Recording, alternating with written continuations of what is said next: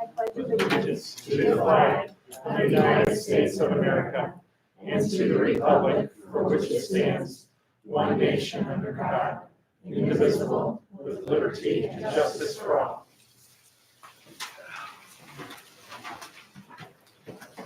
Good evening and welcome to the Matthew Community Unit School District Number 2 Board of Education meeting. Krista, will you call roll? Heidi Larson. Here.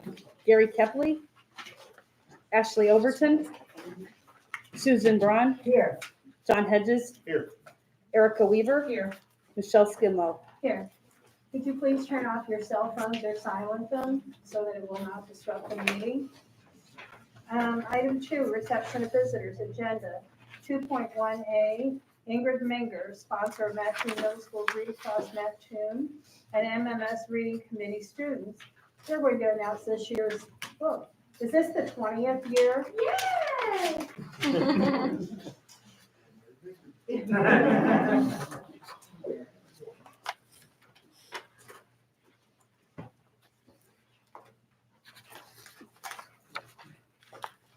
guys want to introduce yourselves first? I don't know.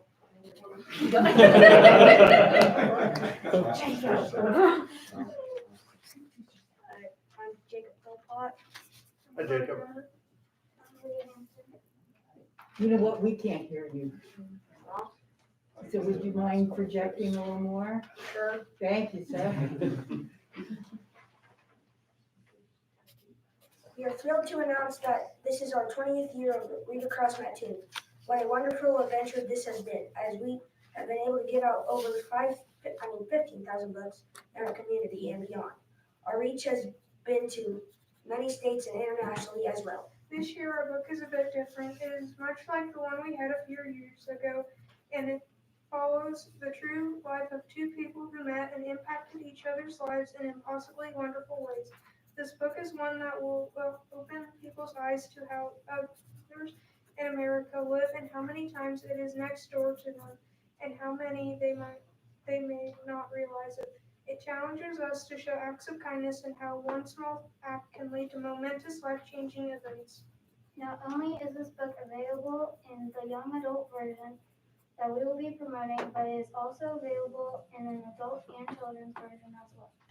This is a story for all generations. It will change your life and how you perceive those around you, as well as challenge you to show others acts of kindness each and every day. Please join us to read An Invisible Thread, Young Readers Edition. After you're finished reading, there's a website our group has created to gain feedback from our readers. Enjoy the book, let us know what you think, and pass it along when you are finished. And I'll read the first page of the book. Maurice woke up in the closet. This was where he woke up most mornings, a small dark closet. He slept there because it was the only quiet place in the apartment where he lived. The apartment was in only one room and sometimes had as many as 11 people lived and slept there at the same time. The room had only 2 single beds, where his 2 older sisters slept, and his aunt and maybe a cousin or 2. The bed had no pillows, no blankets over in the corner. There was a chair, and on the opposite side was a half a fridge and a small TV, and that was it. There were always at least 4 or 5 grown-ups around, staying up late, making lots of noises. That's why some nights Maurice sneaked away to the closet, closed the door behind them, and curled up and drifted to sleep on a thin mat on the floor. It was a little cramped and kind of spooky, but at least it was his own private space. Maurice was 11 years old. He was tall for his age. Very nice. Very nice. Thanks. Good job. Intriguing.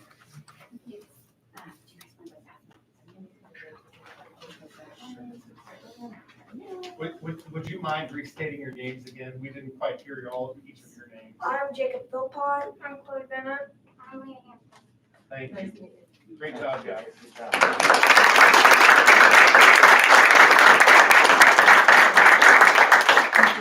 Thank you. Did you like it? Have you read it? Thank you, Daryl. Yeah. Thank you.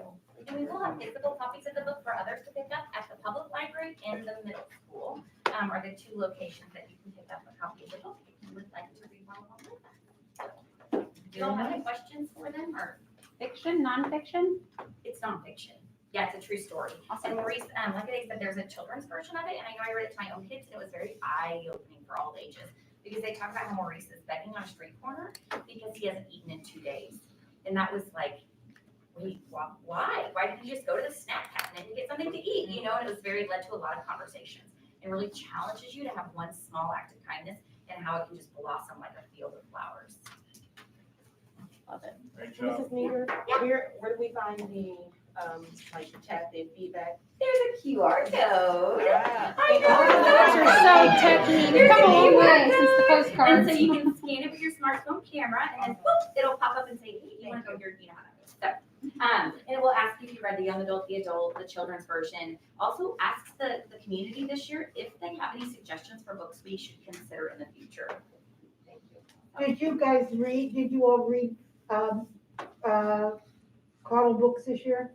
We did. We start with the Coddle list. I wondered if you were still doing that. However, we quickly take it down because it's like, would you want to read this book? Yes or no? Ooh, it's on or off. And then the kids add books on. So this Sure. is not a Coddle book because the students are the ones that come with, I mean, we probably added 15 or 20 books of their suggestions to our list to consider. How many books do the children have to read? Are they required to read so many or? To discuss the book, they have to read a couple of chapters. So give it a good, try it. Sometimes you pick up a book and you're like, ah. Right, yeah. And so we don't want to make them trudge through it. It's like, as long as you have that, you feel for it, you can say, I don't think this should be the book, and that's why. Yeah. Ready to get your picture taken by Miss Lily? You just go up there and smile. All right. Over here. Everybody look. Sounds good. Miss Meager is an old hand at this. She knows exactly. Then take your papers. There you go. And then, okay. There you go. Just put your books up. There you go. Chris is Miss. Yeah, we need to- also yeah, an here you old go. hand. There you go. Good deal. All right. Good. Judy. Thank you. Thank you. Very Good nice. job, guys.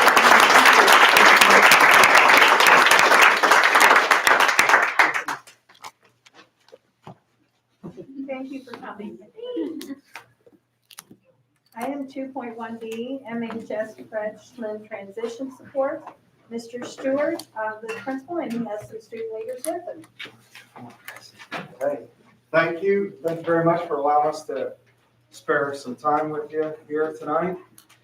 One of the things that, as I was thinking through the year, one of the things I wanted to make sure that we shared with all of you is how we help eighth graders, middle school presentation, nice segue, right? Into that big old high school. And seeing not only board members that attended freshman orientation, as we just had our 32nd freshman orientation last week, as well as seeing people out in the audience that I know have attended a freshman orientation.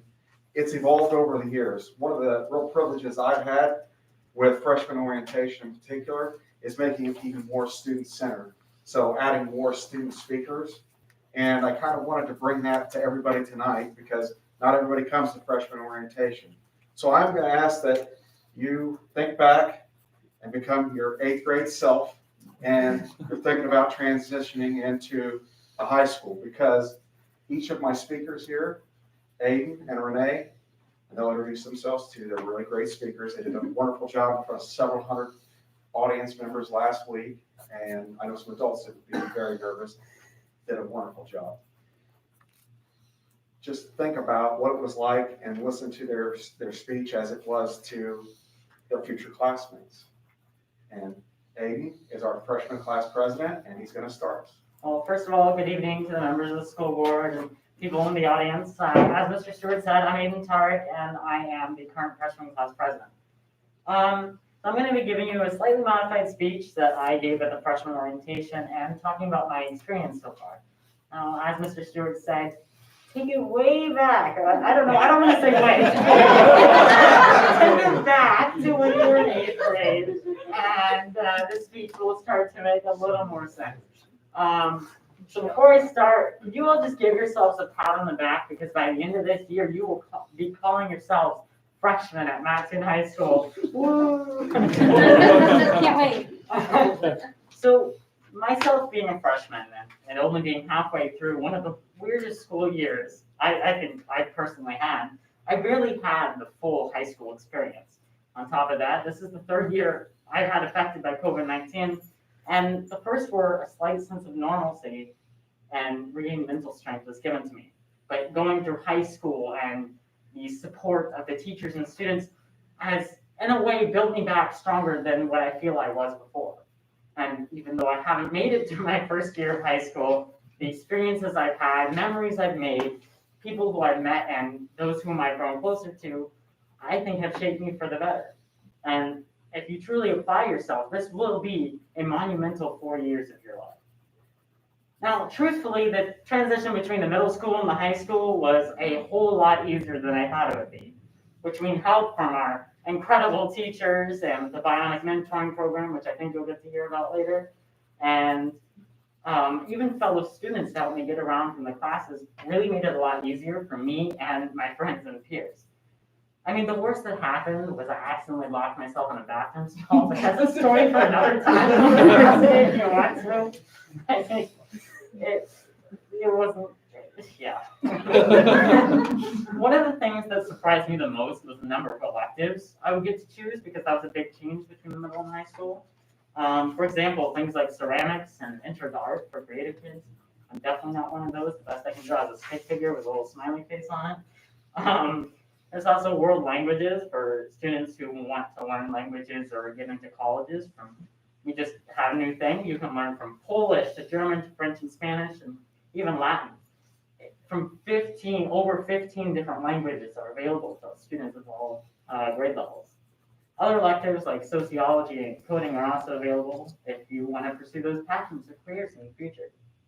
Oh, and the clubs. There's practically a club for everything, from the good group who does good deeds and spreads positivity throughout the school, to our action teams who are dedicated to making the school a better place emotionally, to Key Club, doing different volunteer service projects, and student council, working with members of our community, drama, ROTC, art, and so many more clubs and sports.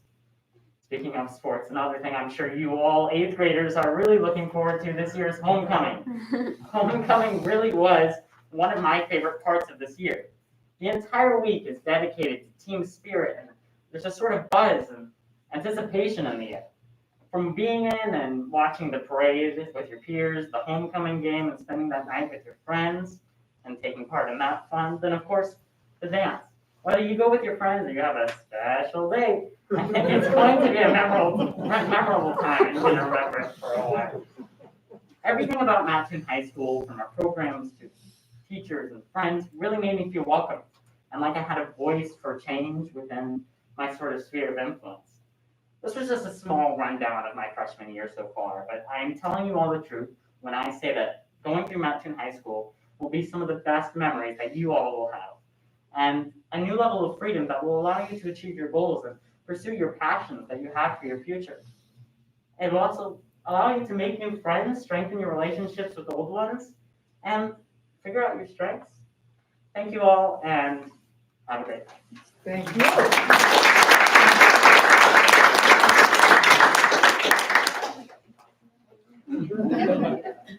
Okay, so hi everyone. Like Mr. Stewart said, I am Renee Beltran and I am a junior at Mattoon High School. I am a part of the chess team. I'm on the cheer team, obviously, and I also play soccer in the spring.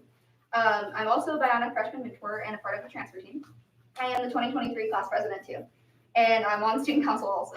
That is a ridiculously long list of extracurricular activities where I get to be a leader. A specific group that have been implemented in our school recently is Leader in Me, which is kind of a straightforward name. Its whole purpose is to give students a chance to be a leader in our school. And I've been a part of it since my freshman year. And I love it. I've gotten to lead meetings and I've gotten to speak to other schools' administrators about why they should create their own Leader in Me group. I've also adapted better speaking skills and become way more comfortable with voicing my opinion on what changes I believe need to be made in our school. To continue explaining it, there are 3 different committees. There are academic, leadership, and culture.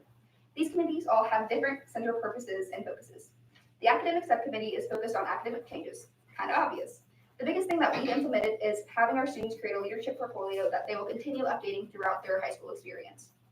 The Culture Subcommittee focuses on promoting student wellness and influencing positivity in our school. They rated the main girls bathroom in our the main hallway girls bathroom, which it made it all pretty and more exciting to go into. But it also just promotes like just student wellness to find a pretty place in our kind of boarding school. And then this Culture Subcommittee, I just read that. And then the Culture Subcommittee is actually working on a big project right now, which Aiden is leading, for a peer bonding day where students from all grade levels get together during school in random groups and complete different types of bonding activities, which is super cool. As a freshman, becoming a part of the school and integrating into the culture of it is important because you not only want to get the most out of your high school experience, but you also want to make sure that others are enjoying theirs.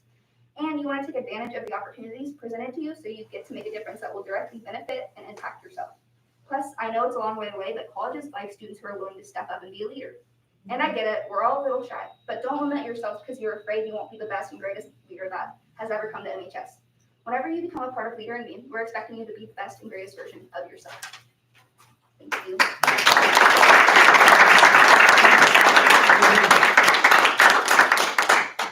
And Renee, you did a great job.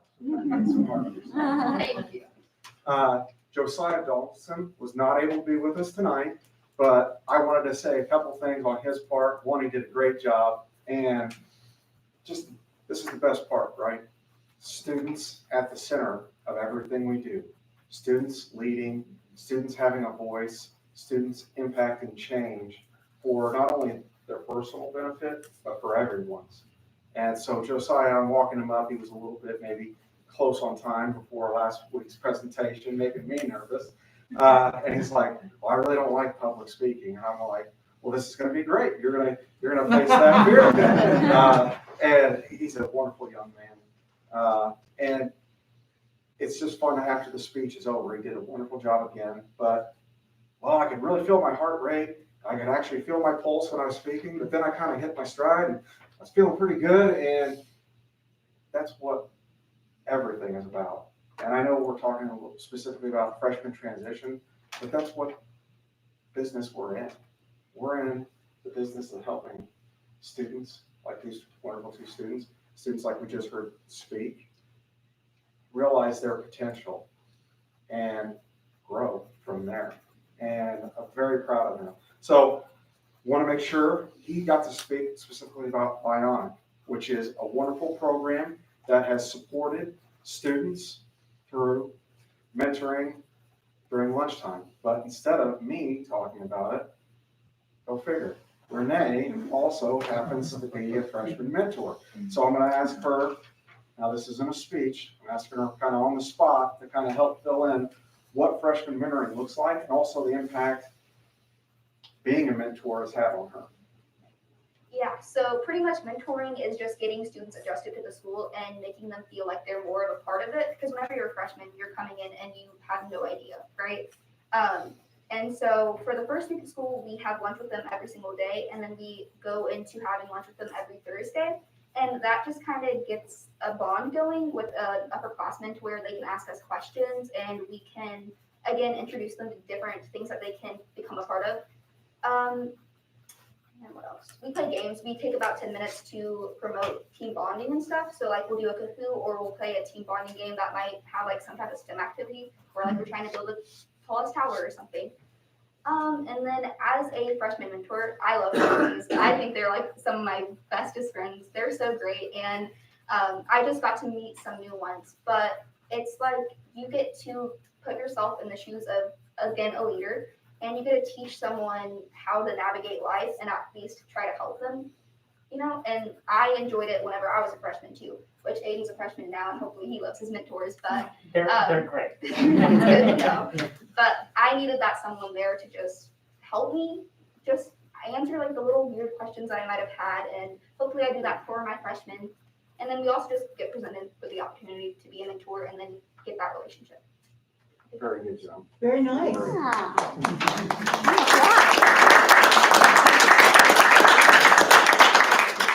And she just said, I can't do it any better, right? Because that's real life. That's what's happened. And that's happened time and time again. And I think back to Josiah's speech, and one of the many great parts of it, but a sweet part in my mind, is he spoke to the fact that, hey, I get to be a mentor for you. I'm paying back what somebody did for me, and someday you're going to get to pay that to someone else. And that's what Leader in Me also does. So Bionic has been a great program for many years at that freshman and junior level and junior senior level to be able to be mentors and help that transition, also to support people when they're struggling, because Renee talked about some different groups, whether it's transfer or grief, all great things. Leader in Me just opens up that opportunity to even more students to become leaders. So again, students at the center here. And I also made sure to plug, as we'll get further into the year, next August we'll be doing Freshman Icebreaker, which is really that time for freshmen to be able to come in, run the halls, understand, again, firsthand what my schedule looks like, what that hallway, what path maybe is best, interact with their mentors. That was another improvement we made a couple years ago of like, hey, let's go ahead and eat lunch because they love free pizza, go figure. But let's have mentors just like they will when we're in school. So we're constantly working together to improve that process. Students, staff, Dr. Larson, the interns, the counselors. So really a great thing. And I could go on because I'm pretty passionate about these kiddos.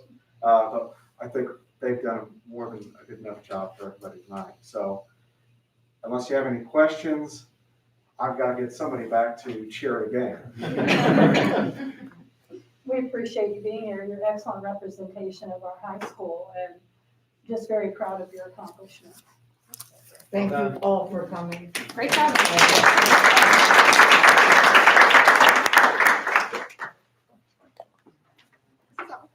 Aiden, put this on your leadership log. Well, hold the book.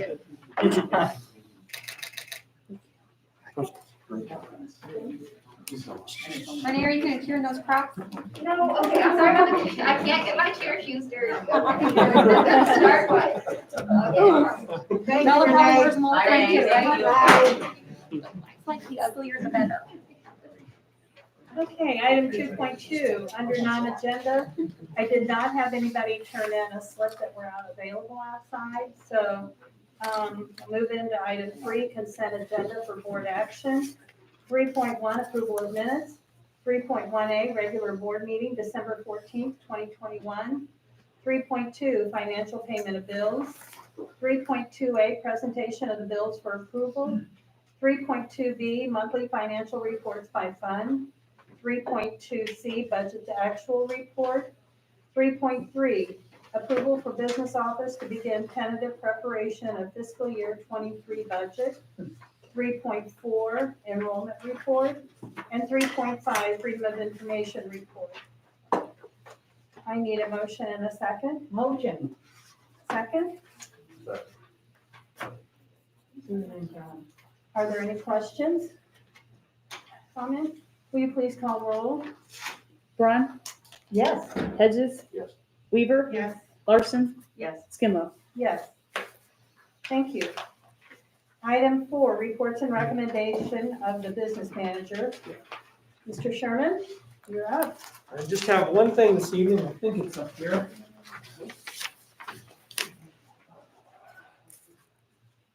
Okay. We have a resolution that's given by TRS, Teachers Retirement System, which is for the mostly the teaching staff that we have. It's a resolution that's put forward by TRS in combination with the IRS and the Internal Revenue Code. What this amounts to is, by law, they put this in place at TRS, that it is a plan that we offer through the state, through IRS, for an additional savings plan with our staff, with our TRS dues staff. It's similar to 457B of the IRS Revenue Code. We have to adopt this in compliance with TRS. Our staff will then work with TRS through the business office to make sure that this is in place if they so choose to belong to it. Otherwise, It's totally on them. It's voluntary if they want to do it or not, but it has to go through the board in order for the staff to be able to access that. So we recommend that you approve this resolution with TRS. May I have a motion and a second, please? John and Rebecca. Are there any questions? Seeing none, will you call roll? Hedges? Yes. Weaver? Yes. Larson? Yes. Braun? Yes. Skinwell? Yes. Item 5, reports and recommendations of the Assistant Superintendent for Human Resource. Dr. Scosi, you are up. Thank you so much. The board has before them the January personnel report. As we go through, we see item 5.1A, Dave Deep will be retiring effective the 25-26 school year, and that's after 26 years of service in our district as a special education English teacher at the middle school, special education teacher at the high school. So we're very excited for her. Certified appointments, Dan Compton, who's sitting over here, is a member of our LIFT, HVAC, and Green Clean Energy Facilitator. Which are you, Excited? sir? Raise your hand All there. right. Okay. Dan's currently the industrial tech teacher at Matthew Middle School, United States Air Force veteran as well, so thank you for your service. But we'll be leading that program. We're excited to have him in that position upcoming school year. We strongly believe students are going to gravitate towards him in that program, so excited for that. Congratulations, Dan. Logan Poland, I don't think Logan is here, but he is going to be the LIFT communications facilitator for the program effective next school year. Again, excited, that's broadcast communication program that we have. Sheila Cobb, some classified resignations. She is going to be retiring as Administrative Service Secretary effective July 31st, 2023. And that's after 32 years of service in that position in our district as an executive secretary in the board office. So we're happy for her. Many of you know Sheila. Again, extend thanks and congratulations for her when you see her. Debbie Davis, another classified resignation, longtime Matthew High School athletic secretary, is retiring effective August 15th of 2023. Again, been in the district for over 26 years at the time of retirement. Done a wonderful job at Matthew High School. Connie Tharp will be retiring as William Elementary School paraprofessional effective January 6th, 2024, after 30 years of service in our district as a teacher /paraprofessional. A wonderful job, wonderful salt of the earth person. So we miss her dearly and thank her for her service. As we continue to move forward, classified appointments, Kayla Doty is the Riddle Elementary School Secretary effective immediately at Riddle Elementary School. Danielle Stanhouse is the Williams Elementary School Supervisor. Chelsea Arthur recommending as substitute supervisor. Jessica Kramer as substitute paraprofessional. Peyton Che as the substitute supervisor. And Molly Hastings as volunteer effective immediately. On this report, there's no extracurricular resignations or assignments. However, as we move towards the addendum, that you have in front of you, 5.1A, Major Douglas Peterson will be resigning effective June 30th, 2022. Going to district for several years as a JROTC instructor. Has done a great job, and we sure appreciate his service. Wish him well. Certified appointments, Lori Gear, child care facilitator at the LIFT program. Lori Gear, longtime elementary school teacher at Riddle Forest, will be taking over that program. All the LIFT facilitator positions have been filled for the 22-23 school year. So we're registering students right now and hoping that the dust settles over there and it's ready to open in August, which it will be. Right, Mr. Condor? We will. That's right. Okay, Kelsey Etheridge is a substitute teacher effective immediately, and then finishing up some classified appointments. Gretchen Bodie, Transportation Secretary, effective July 1, 2022. She's filling for Sharon Oakley, who's earlier you accepted her resignation, or not a resignation, retirement. Excited to have her. She's a current bus driver for us in the Transportation Service Center. Tricia Herman, Transportation Service Center bus aide, effective immediately. And then Carrie Persino, a paraprofessional, effective immediately. And then an extracurricular resignation, Major Peterson as a Matthew High School JROTC drill team. We'll be working with the 3rd Brigade with the U.S. Army to fill that position. That's typically what we do when we have those vacancies. We work with them. Any questions? See none, then I recommend the board to accept the personnel report as presented. May I have a motion and a second, please? Motion. Motion by John, second. Erica? Are there any questions or comments? Seeing none, will you call roll? Larson? Yes. Braun? Yes. Hedges? Yes. Weaver? Yes. Skinwell? Yes. Congrats, Mr. Compton. Thank you very much. Thank you very much.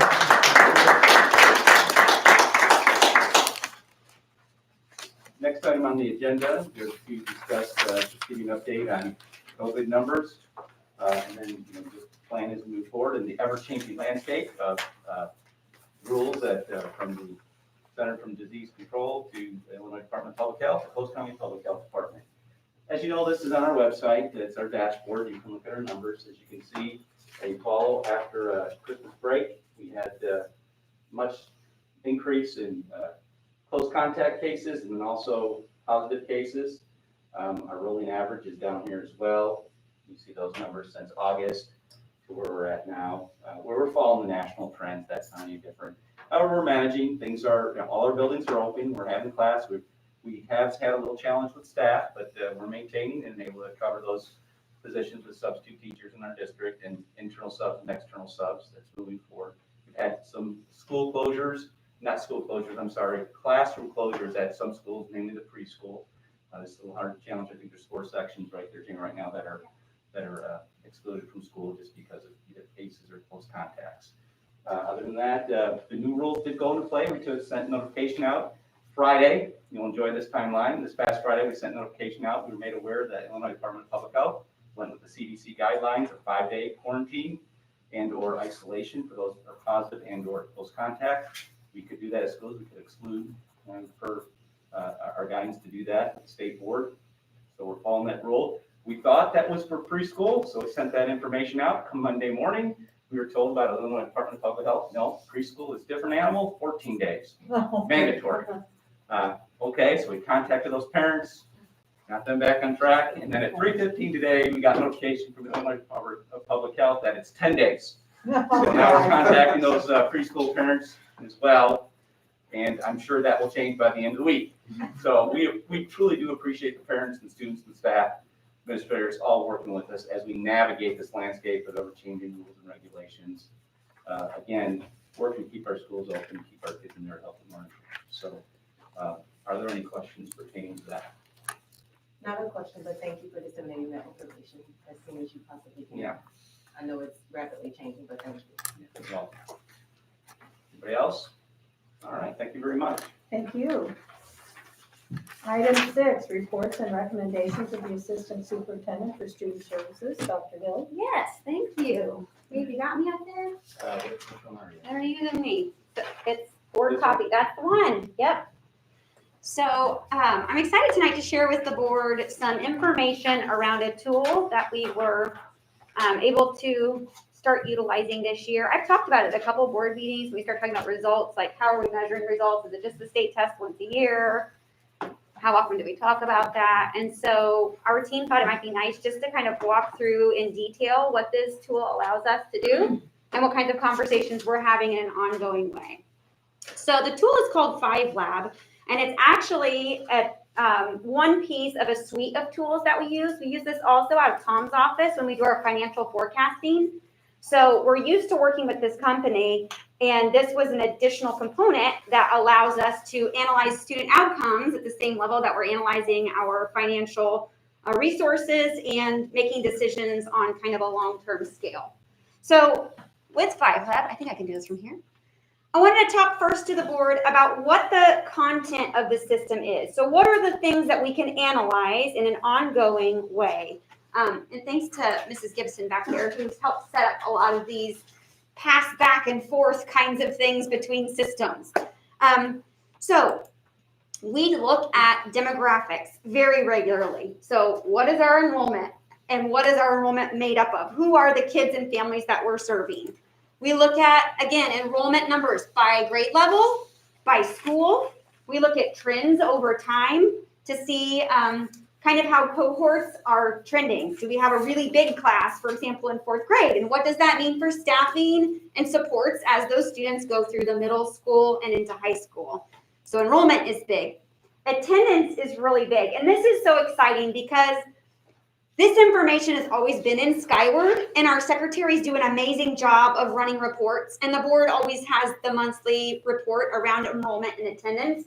But this allows us, especially with the report Dave just gave, it allows us to constantly know what's happening and where our attendance needs are growing and where not. And with that attendance piece, which students need additional supports? That's a big piece, because there's chronic absenteeism data that we can start to see, yeah, there's this many students absent, but of those students, which ones are absent a lot? And what does that mean in terms of the kinds of wrap supports we need to provide to those kids and families? Like, what's going on more than they're calling in sick? Grade data.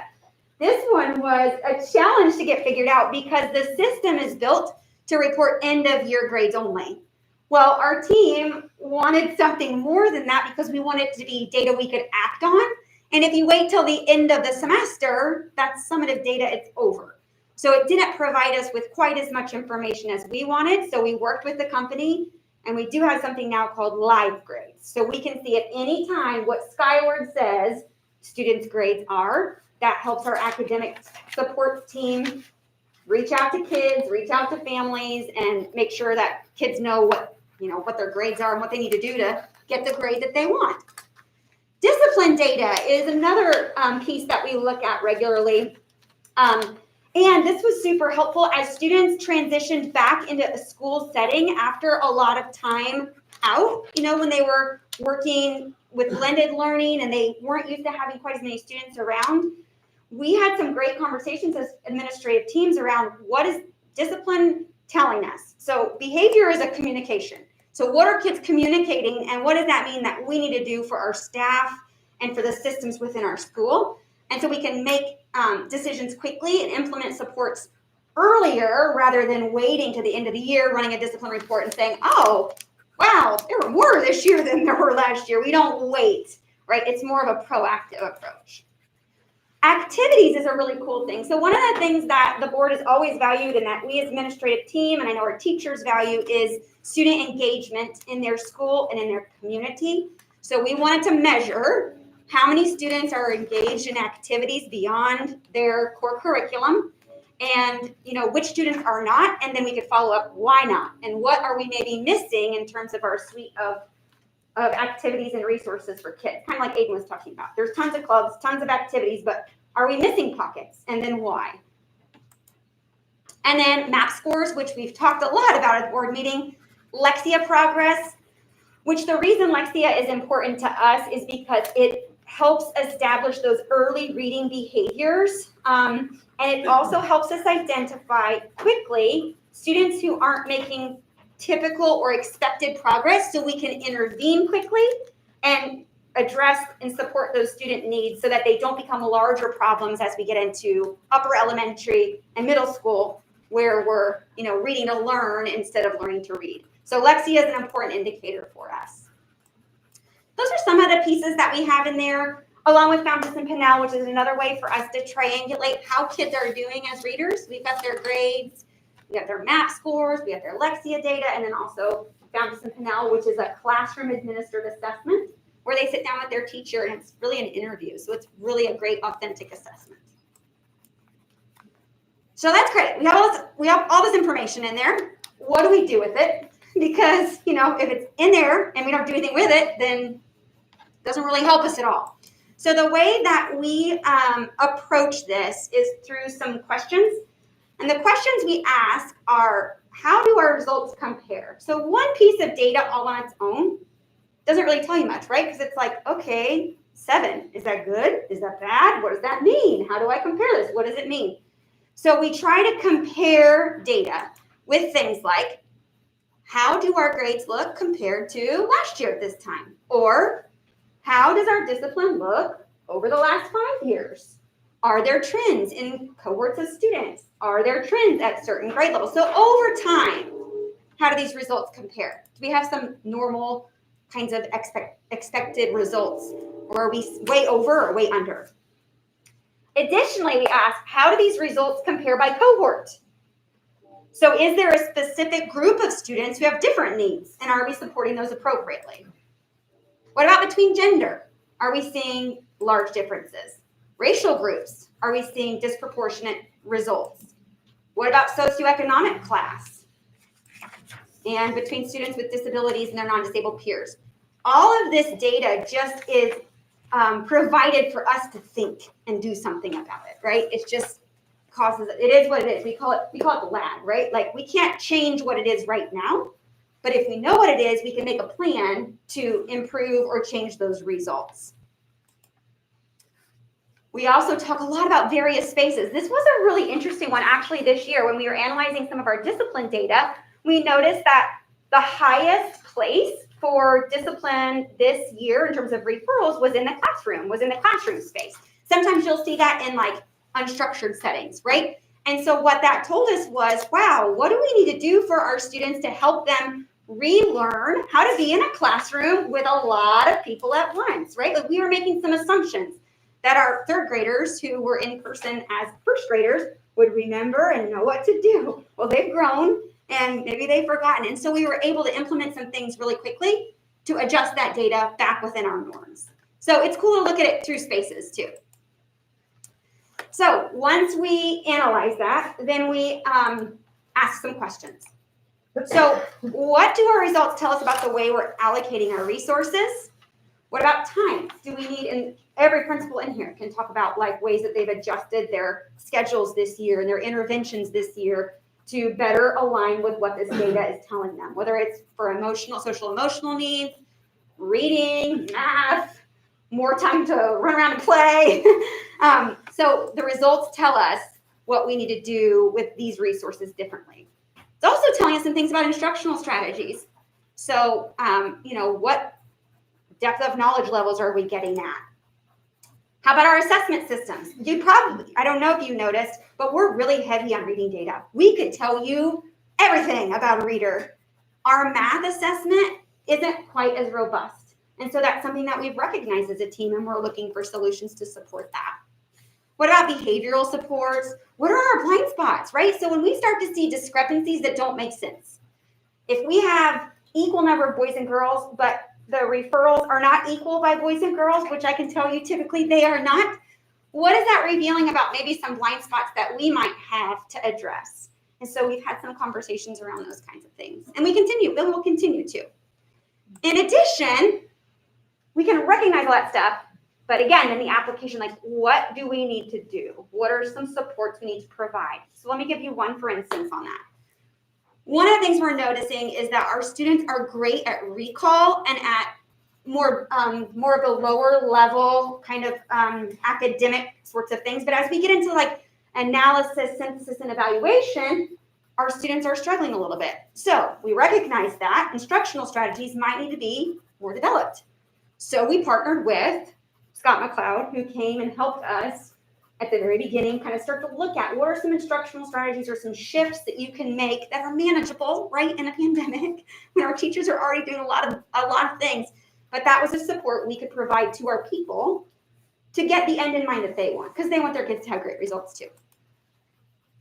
So all that said, how often are we doing this? Do we have a system? Is it willy-nilly? We do have a system. We have intentional conversations for application, and what that looks like is once a week, our academic instructional coaches jump into this, and we have those conversations that we just talked about. And we come up with a plan together, and that's every week. Once a month, those conversations happen with building leadership teams. As Dave was talking about earlier, like kudos to our principals because they are like, making things continue to work. I mean, how many of you have stepped in a classroom? Like they're just willing to do all this stuff. And I say that because we've still found a way to have these conversations. They haven't been as regular as we'd initially hoped, but they're still looking at the information despite all of the other challenges they're facing. As a district administrative team, we've looked at this monthly as well. And I was going to go ahead and just take you really quick to the site. Log in. Oh, is that you, Tim? I cannot see that. Yes. Okay. Well, let's see if Mr. Conference walking will work. I'll just be brief, just so you can get a look at what it looks like. We won't analyze it tonight.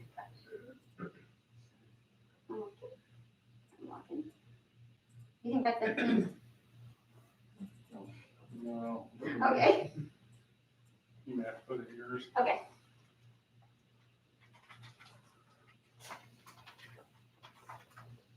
Okay. Well, thank you. All right, so this is what pops up I'm just gonna quickly click on this district overview analysis. All of these dashboards are interactive. And they're a bit colorful too, which is really nice. But what you're gonna see first is just our enrollment by grade level, school, and I can click on this and it would take me just to Mattoon Middle School's data. And we can look at all this information just for Mattoon Middle School. We won't do that tonight. But as you can see, our enrollment there by grade level, just a snapshot, you can see how that helps us make decisions in terms of like where supports need to be made. We get breakdown by race, special ed status, limited English proficiency, and I can click on this and it will take me to this subgroup's information, right? So just kind of giving you an idea of what the data looks like. Also, I just want to show you in this dashboard, these are all of the different dashboards that we can look at that are also analyzed. So we get those same charts and graphs, and this is the stuff that we spend quite a bit of time analyzing, both again at the district level and at the building level. So, do you guys have any questions? Erica. I do. So given that we do have some things in place right now, like with stretch time and other things, when you look at the resources that we offer students, will there be any consideration for like external resources? And I ask that because we know that some of the things that we're looking at in terms of the data, it impacts something else. So socioeconomic status often impacts student success, their ability to focus, their ability to be present in class, and their behavior. And so are we cross-referencing all of that and then looking at external resources that maybe we can connect students with or that we can partner with in the district? Yeah. So let me address the first part of that question. Yeah, I was loaded, sorry. No, it's perfect. It's a great question. So the question about are we cross-referencing? Absolutely we are. So what we can do is, like we're seeing kind of a higher correlation of students from a low socioeconomic background having IEPs. So we can click on that and say, you know, okay, do we know these kids? Is it a certain age? Is there something happening at that age? So we can cross-reference all of that. We can say, okay, our discipline data looks like it's skewing a little higher for boys. Again, that has nothing to do with COVID. That is just, it's somewhat of a norm. It's not ideal and it's not our end in mind, but so we click on that and then we can say, all right, is it boys specifically of color? Is it boys from a lower socioeconomic background? Is it boys from this? And so we can really start to see this is the intersection that we need to really focus on supporting. And by doing that, we're going to see better results across the board. So yes, the answer to the cross-referencing is yes. In terms of external supports, you know, we have partnered with, especially the preschool, we have a social emotional or a social work kind of support person who comes in as an external resource. I think the board did a great job allocating where we wanted our ESSERS dollars to be spent because we have a lot of additional supports within the building. And of course, then we have Mr. Molesky, who's obviously great at knowing where all those community resources are and connecting there. I think we probably have some room to grow. And I think we can continue to look at what those specific resources in our area are because there are a lot. What's the name of that website, Chris, where all of those things are kind of correlated? Yeah. What is it? CORD. Yes, Sarah Bush, Community right? Online Resource Directory. Yeah. Sarah Bush has that. Thank you. Yeah. Thank you. Great. Christy, Yeah. how many academic coaches do we have in the district? You have 4. We have 4. Well, actually, no, we don't. Yeah, we have 4. Tara, Rachel, and then the preschool has their own in a grant. So Katrina does all of that, right? She adds that on to her list of many talents. But yeah, we have 1 in each of our main campuses, and then Katrina does that as an extra duty at Franklin.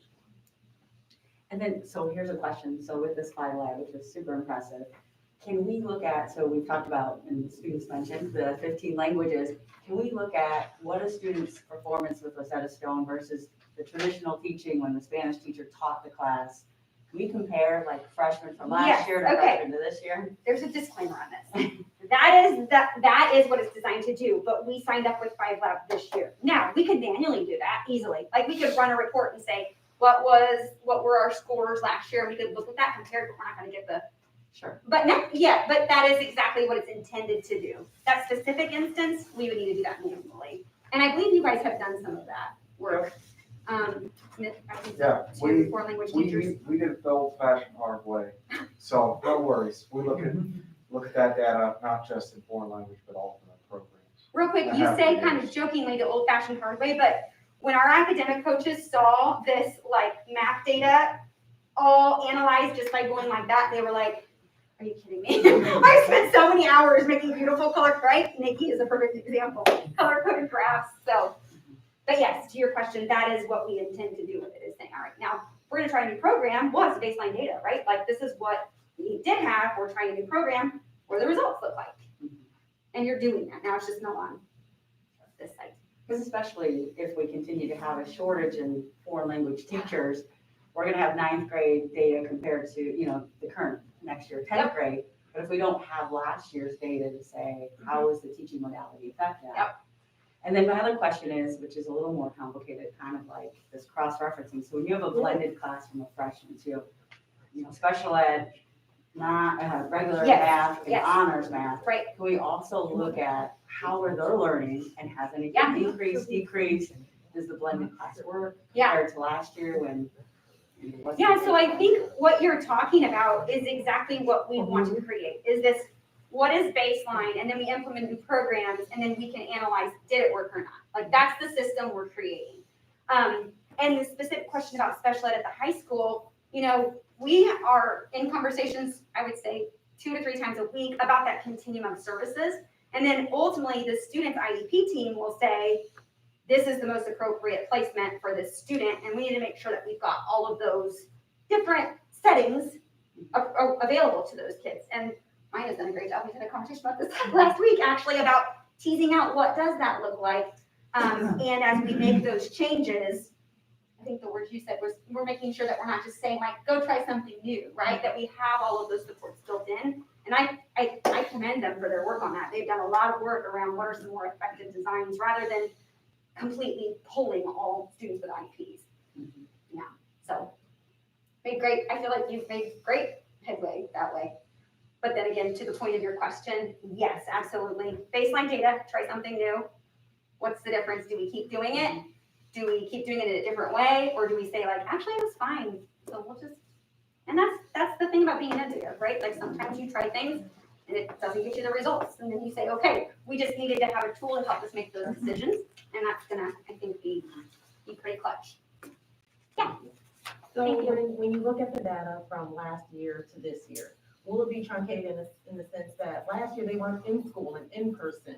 Yeah, oh my gosh. They are now. So, that's a really good, I would need to think about how we would do that, but I mean, I think that's a really interesting question. Honestly, that's what researchers all around the country are asking right now. Like, there's not a whole lot of information out there on this significant amount of learning. You know, no, it's just different learning, different amounts of in-person learning than what traditionally we're used to as an educational system. So that's a really good question, and if we could figure that out, you know. Is it reasonable to look at the last full academic year, like that progress, and then last year, and then this new academic year? Yeah, so like 18-19 would be our last full academic year. So comparing those results to where we are now. And we have done that actually with IAR and math and discipline. We've talked about that, and then it's kind of just how do you quantify what was lost? And then there are some things that make it interesting too, because it's not the same student. Right. So you're looking at third graders from that cohort, and they're different kids. And so there's just some trickiness in that, but it's absolutely worth the look. And we've done some of that, and it's kind of what we would have expected. Yeah. Thank you. Yeah. Thank you for supporting the use of this tool. I think it's been a great addition to our bag of tricks. So thank you. Thank you. We look forward to maybe hearing from you next year about this, the reports. Reports. Item 7, reports and recommendations of the superintendent. Mr. Condren. Yes, thank you. The next 2 agenda items, 7.1 and 7.2, are biannual procedures in which we're required to do for the maintaining closure of executive session minutes. And this is for the period of July 1st, 2021 through December 31st, 2021. So would recommend to the board that we seek approval to do that, to maintain those closures of those minutes. We need a motion and a second. Motion. Second, Erica and Susie. And item 7, Oh, do you need a roll call? Sorry. No, I don't need a roll call on this. You just, that's right. You All don't. those in favor signify by saying aye. Aye. Those opposed, motion carried. Item 7.2 is to purge the executive session recordings for the period of January 1st, 2020 through June 30th of 2020. So we request the board to act upon allowing us to purge those executive session audio recordings. We have a motion and a second. Motion. Motion by Erica, second by Susie. Are there any questions? All those in favor signify by saying aye. Aye. Those opposed, motion carried. Item 7.3, this is the presentation to the board members, the board policies for action at the upcoming February 8th, 2022 meeting. This board policy bundle is probably one of the larger bundles that we have seen to date. And actually, it took us a little bit longer for our administrative team to walk through all of the information to provide you with the recommendations from our administrative team, as each board member has a copy of. So this is coming out of the General Assembly sessions that wrapped up this past May and June, and inclusive of all of those bills. So there's quite a few that the board will likely want to take a look at over the course of this next month. And Mrs. Darling, you are here. You've been here once before to talk about one of the board policies in which we'll ask the board to take action on. And I wanted to give you a moment to speak in regards to that, since you've been here and you've reached out to myself as well as Dr. Hill and had some conversation around what that policy entails. So go ahead, Mrs. Darling. Thank you.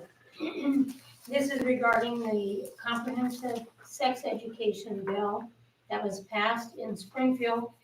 And I don't know if you folks have had the opportunity to go online and to read these guidelines. I know I gave a brochure with a very limited number of excerpts of these guidelines, specific quotes, and how they were related to starting with 5-year-olds on up through high school. And they were very problematic. They were, in many ways, sexualizing children, introducing them, especially at very young ages, to ideas that, it was surprising to me, I would say. And the graphic nature of the topics that were being presented and the required responses of children that were, in many cases, I think, maybe making an end run around what their parents were teaching them at home. And there were controversial sexual attitudes and opinions that were being required one-sidedly of the students in the curriculum. And so it was there were just a lot of problems.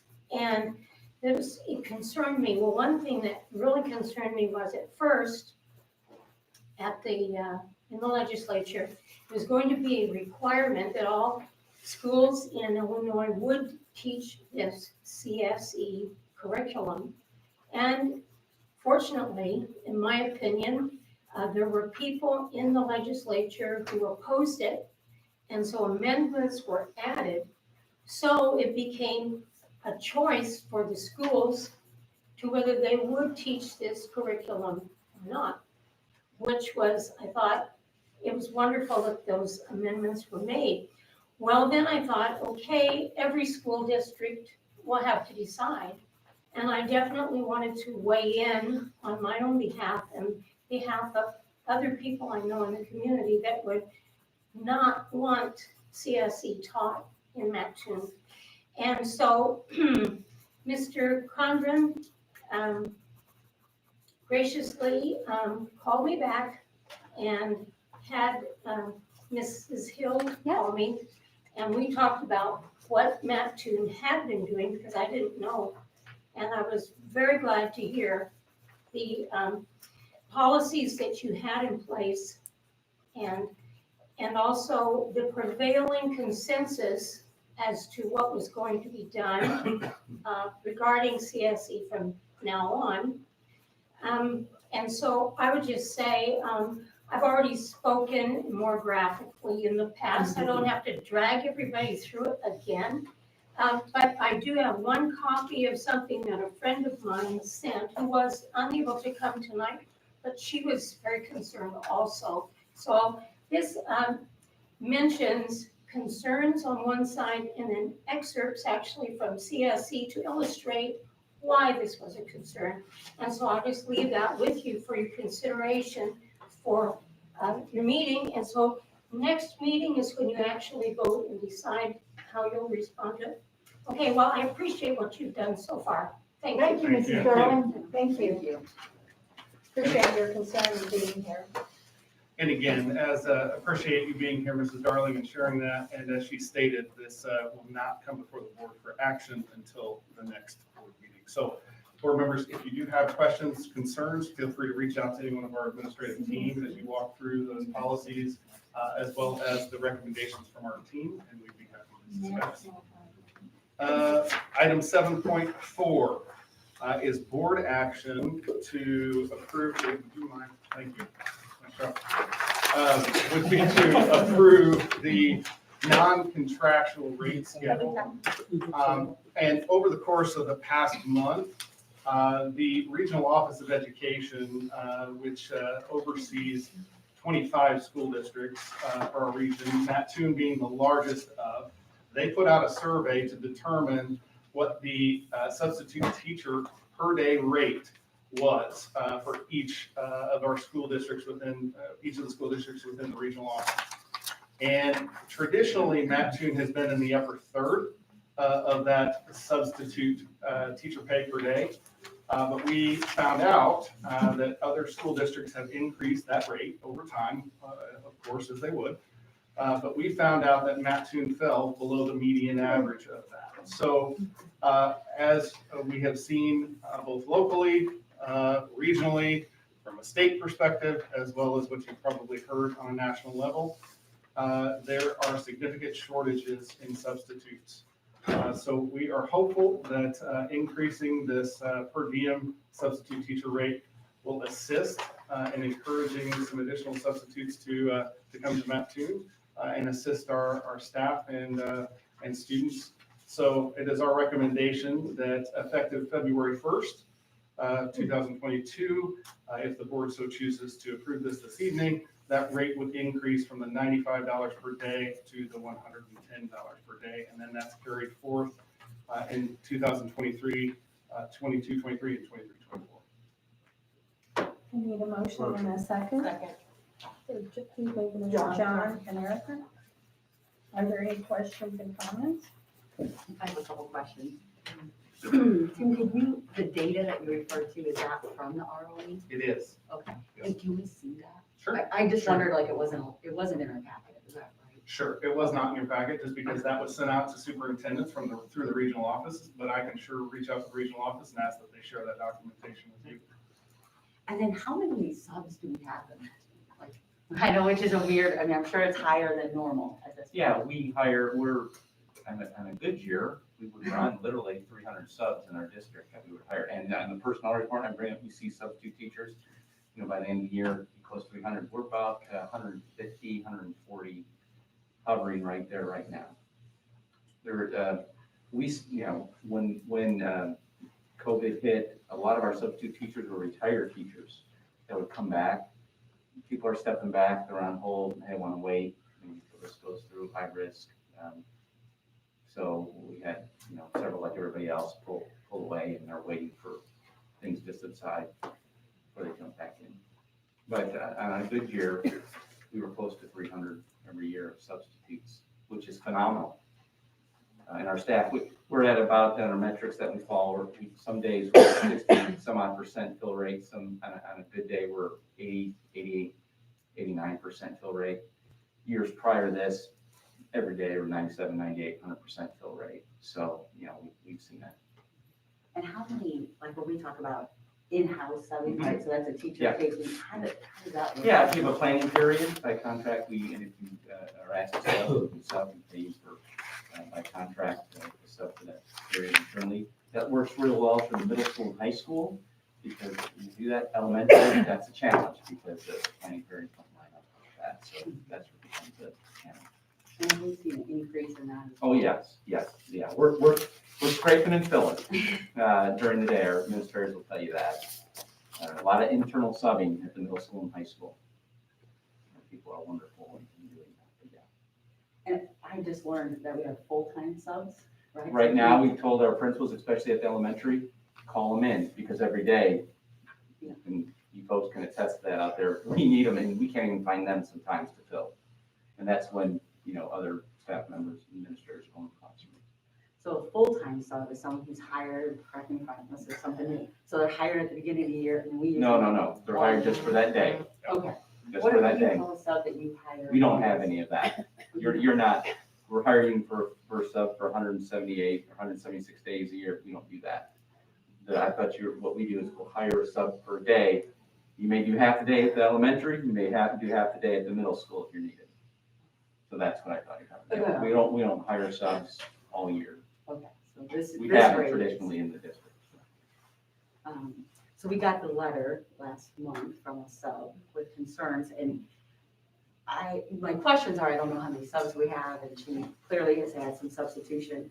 And it didn't seem like money was the concern, right? So I'm wondering, have we looked at some of the other reasons why we might be having issues? I'm not opposed to increasing rate. I think right now people are overwhelmed, overtaxed, and I think just the demand. I'm just wondering if we're looking at some of the other reasons besides money and COVID that might prevent some of our subs from coming back. Is that something we assess as a district? I would guess that they would be at the top of the list though. Sure, Money so, and COVID. so the things within size of the board's control is typically this right here. But to your question, yes, I think, each of our principals that reach out to, sometimes beg substitutes to come in, often ask those questions of subs, like, is there other reasons that you don't want to be here or can't sub? And so, to Dave's point earlier about we're trying to encourage all of those that we have available to us. And I know this is it's not unfamiliar to the districts around us right now either. But our sub rates are actually higher than the national average. Yes. Dave was sharing that we have some data around that as well, that we're able to fill our subs at a higher rate than nationally. So to specifically to your point about why are subs not maybe filling some of these positions, I don't know that we're getting all of that information from our subs, but what we can retain, we're trying to adapt in order to encourage them to be, and this is just one component of that in which the board can then make those decisions to control. And part of the, what I want to add to that, just finally, the job market was, 5 years ago, there weren't jobs.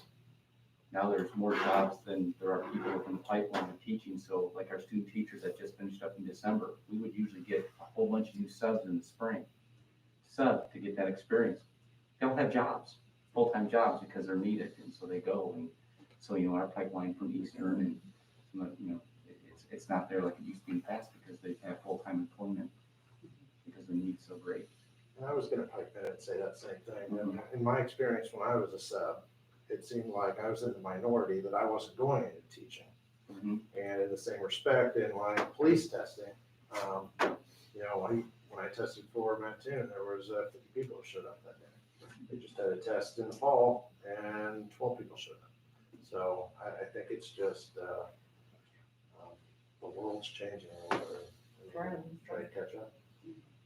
And just a question, because do you know what drove the ROE to actually do this assessment? I mean, I know that when we look at regions, even beyond our district and our sister districts, even like in Champaign and other larger communities, they have increased their per day rate. So is that the reason that the ROE did the assessment and collected that data? Or was it because of other reasons? Do you know that? I don't know that fully, but I could presume, just like our reason, I think you had probably superintendents reaching out to the ROE saying, is everyone experiencing a shortage in substitutes, and what are the per diem rates that those districts are charged or paying for substitutes. So I think that's probably what's starting to drive that.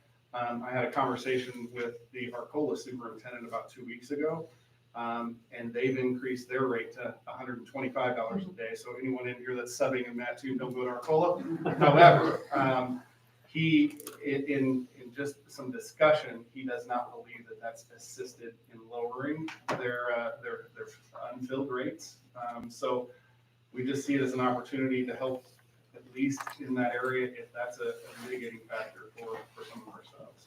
So, unfortunately, I don't know that it will be as conclusive as we hope, but I think it brings us back up into the upper third that we desire to be in as a district.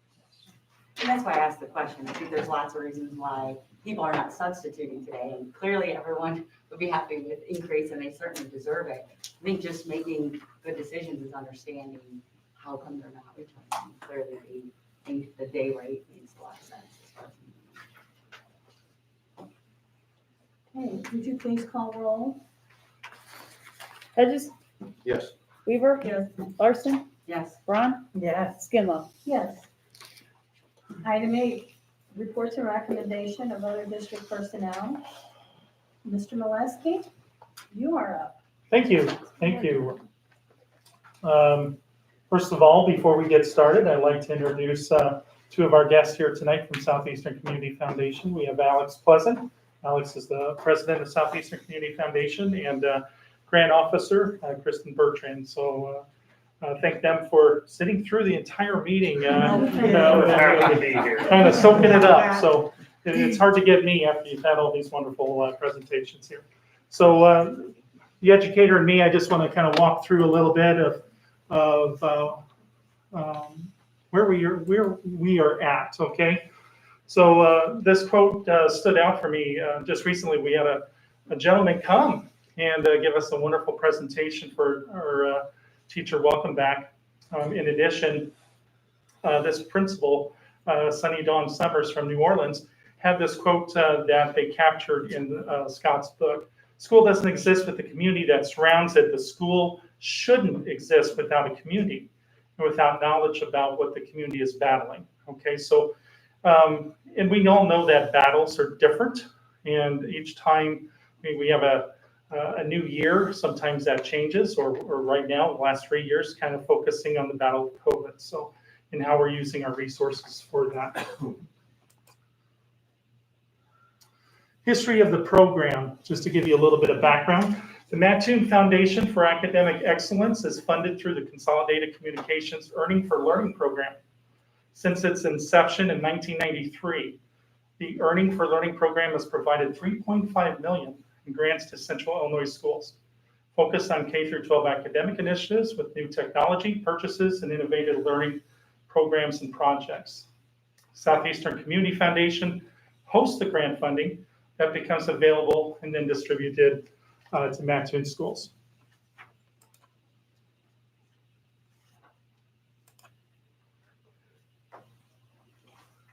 Mattoon Foundation for Academic Excellence was originally designed to support teachers and beyond available budgets. So we've all seen challenges with budgets throughout the years, and this was a great way to capture some money in the past for innovative technology and other things. A revamping in 2017 occurred with the grants focused on strengthening relationships between schools, families, and community. And that discussion led to 2 new grant opportunities for Mattoon. Family engagement mini grants of $1,000 each, and then something larger, a community engagement grant of $10,000 each. This past fall, and our community partner, who's here tonight as well, received a total of $23,000.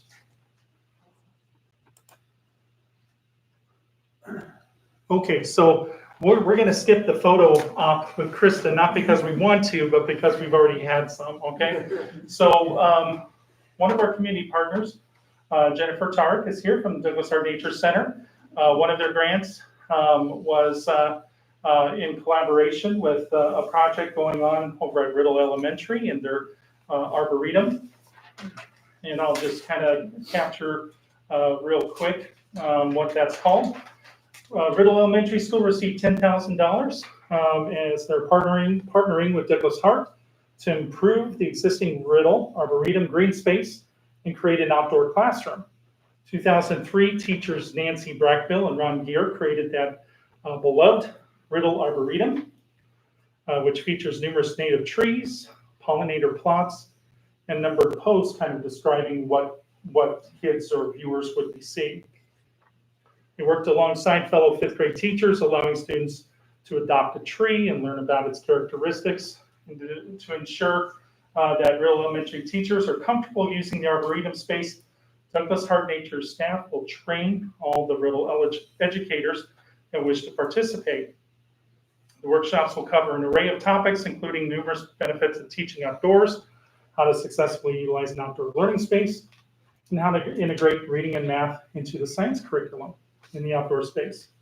Additionally, Douglas Hart Nature Center educators will visit Riddle Elementary and conduct a full environmental education lesson with every K-5 class in this outdoor classroom, showing teachers real-life examples of how to use the outdoor space. So, Jennifer and Riddle, is there anything you wish to add about the project that I didn't capture? You did great. Did great. Well, I pulled it off the website. I think we might have had some help from Krista. I will just add, though, that working with Jennifer over the years, both at Riddle and at Williams previously, Douglas Hart has always been a great community partner to work with. Their enthusiasm for nature and all things that they can pull out, love their creative minds and creative ideas and their partnership with the school.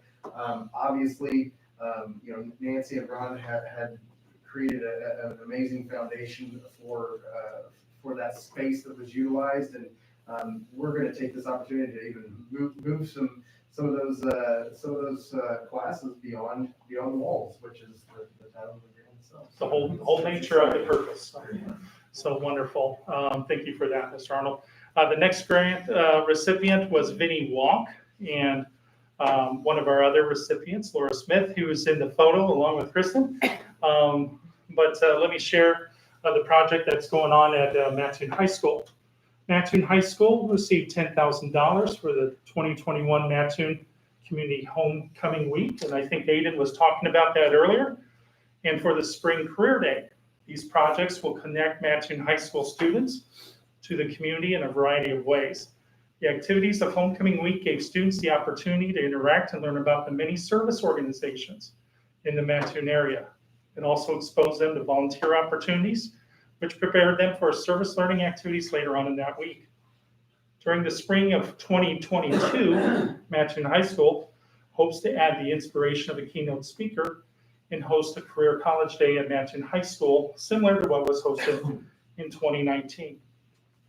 And then this goes on to talk about the very important mentor-mentee relationships. This was posted through our Facebook page.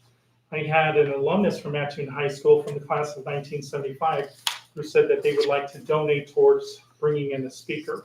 So, so not only have we been possibly given the $23,000, but now we have a donor out there who's saying, I love what you're doing. I love what's happening at Mattoon schools.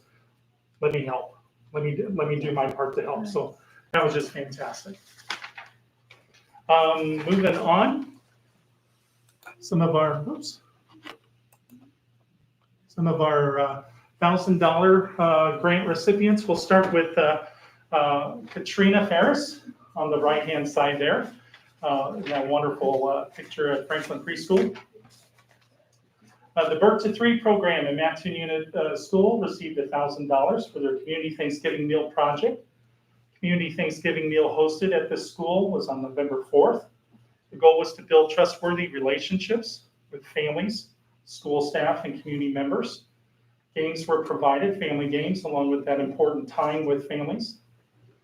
Let's see here. Children were also encouraged to visit the Lending Library, read a story with an activity by the Mattoon Public Library. Katrina, is there anything else you wish to share about that evening? Yeah, well, Lee's His Recipe collaborated with us and gave us a great discounted rate for the meal. And families were able to hear from Celebrate Recovery. There is well over 20 counseling type session things that they do for families. And I found like through COVID, families have been really stressed out, and it's not just addictions. And there's many other things that they do that. So overall with that in the public library, the community really pulled together to support the families from birth to 3. And it was a very fun night, but I also learned tons from it too. So along with the opportunities of pulling in community, it's also trying to pull in additional partners and exposing families that may need some additional assistance in other areas of their lives. So good work. Thank you, Katrina. The last grant award, it was two $1,000. One went to Andrea Orr. The other one went to Laura Smith. Both of them a similar project. And this was the 7 Habits. And Laura brought some visual aids here. 7 Habits of Successful Families, along with engaging opportunity with 7 Habits of Highly Effective Families by Stephen Covey. So 3 one-hour in-person sessions will be facilitated by a certified social emotional learning teacher focused on the 7 habits and family activities. On-site childcare will be provided. The online platform component will provide support for the families as they dig deeper into the 7 habits at home. And Laura, is there anything I didn't cover that you wish to share? I think our board has heard many presentations from our students about their work within the Leader in Me and finding their strengths and their talents, and how our staff works to help those students achieve their goals. We're just so excited to bring our families into that now and engage our families and have those same conversations in the home with our children. So it's a great opportunity offering at both elementary schools. We're super excited. And thank you, Laura. Appreciate that. Okay, so again, a big thank you to the grant recipients. Of course, Southeastern Community Foundation for your support. Big thank you to our Matching Board of Education. And you folks see this. You see that there is a need out there in our community. And as we walk with people and we encourage them and we meet them where they're at, that is what's going to help us become better together. So, Kristen, Alex, anything you wish to share? Or this is my first opportunity to meet a lot of you. We're really excited to be partners. We've been doing a little bit of internal work about this week, and we're talking about a little bit of community foundation history. And the Matching School District is one of our absolute oldest partners. It's one of our longest standing relationships. And you sit here this evening and you see a lot about how you guys are trying to be data driven and bring professionalism and really support the folks who are out working with your kids, and that's what we're here for too. So I'm happy to field questions or just do the introduction bit, but that's sort of what we're here for. And I get the fun part.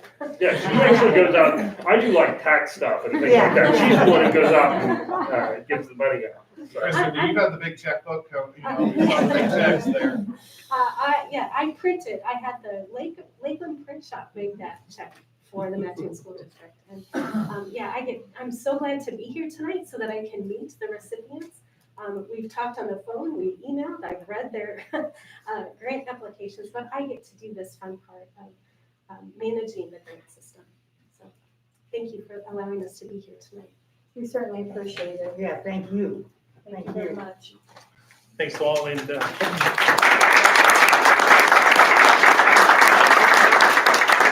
Mr. Conner, before I wrap up, I was just going to quickly add a nice word of thanks to Williams Elementary School and McLean and Becca and their leadership team. We have Arlen D. Williams recognition coming up this Thursday. It's the 40th anniversary. We had one of Arlen's friends come to school, and we recaptured some video and have that saved for the students. And we were thankful Decatur Herald made a special effort in coming in and doing an interview with Jack Hollingsworth. So that should feature on Thursday, which will be the anniversary date, so. 4 And that years. will be on WAMD News? I'm not sure if it'll be picked up by WAND, but I'm guessing that there'll probably be some national coverage of that event. It will be within, I'm sure, Weather Changed History email, or we also get the History Channel emails that pop up like This Day in History. I do know that they have asked for some additional videos so they can share with their networks and media. So we'll kind of see what they're going to roll out. But I do know that there's going to be some online information, a video that they took of us talking with the folks, and of course with Jack Hollingsworth and what he was sharing about Arlen. And Jack was the friend of Arlen Williams. Yes, Jack was one of the friends, yes. Okay. Thank you. Thank you very much.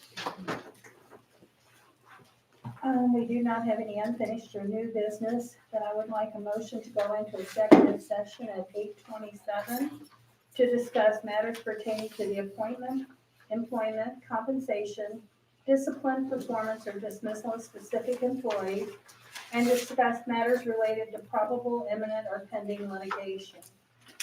And motion? Motion by Erica, second? By John? Enthusiastic, isn't I know, can't handle it. All those in favor signify by saying aye. Just a moment, I do have a quick question. Uh-huh. Will we have board action coming out of this session? No. Okay, I just wanted to make sure that was. Yeah, so there's, to meet your point is one well taken. There is an open session that's slated for 12.1, but that has been stayed, and that will be pushed to the February 8th board meeting, as well as executive session item 11.3. Both of those have been pushed to the February 8th board meeting. So, Thank you. Yep, thank you. All those in favor signify by saying aye. Aye. Those opposed? Motion carried. Please have a safe evening and thank you for coming. Is it still weird enough for the cameras? Good job. Thank you. I got it. Thank you.